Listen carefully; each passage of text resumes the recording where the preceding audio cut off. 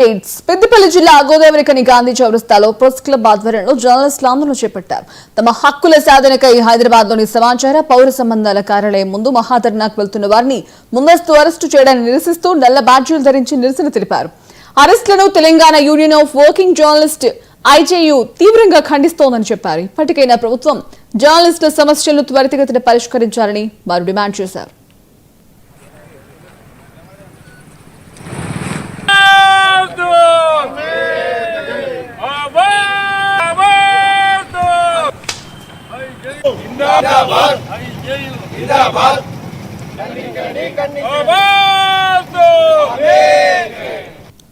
రెండు సంవత్సరాల కాలం గడుస్తోంది, కానీ జర్నలిస్టుల సమస్యలు మాత్రం పరిష్కారానికి నోచుకోలేదు.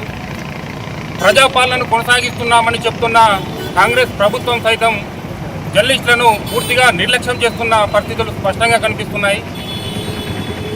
పేరుకుపోయిన జర్నలిస్టుల సమస్యలు పరిష్కరించాలని అనేక దఫాలుగా ఉద్యమాలు కొనసాగిస్తూ వస్తున్నాం. శాంతియుత వాతావరణం మధ్య కనీసం ఈ కార్యక్రమంతోనైనా ప్రభుత్వం కళ్ళు తెరుస్తుందని ఒత్తిడిని పెంచే విధంగా ఈరోజు హైదరాబాద్లో ధర్నా కార్యక్రమాన్ని చేపట్టడం జరిగింది. ఐజేయు అనుబంధ టీయూడబ్ల్యూజే. ఆ కార్యక్రమానికి రాష్ట్ర నలుమూలలతో పాటు గోదావరికని నుండి కూడా జర్నలిస్టులు భారీగా తరలి వెళ్లడం జరిగింది. న్యాయమైన సమస్యల పరిష్కారం కోసం చేస్తున్న పోరాటాన్ని అణచివేసేలా రాష్ట్ర ప్రభుత్వం నిర్బంధ కాండను కొనసాగించింది. ఈ వ్యవహారం జర్నలిస్టుల సమస్యలు పరిష్కారం కాలేదు. బీఆర్ఎస్ ప్రభుత్వ హయాంలో జర్నలిస్టులను పూర్తిగా నిర్లక్ష్యం చేశారని కాంగ్రెస్ ప్రభుత్వం జర్నలిస్టుల సమస్యలు పరిష్కరిస్తామని చెప్పేసి ఎజెండాలోనే పెట్టింది.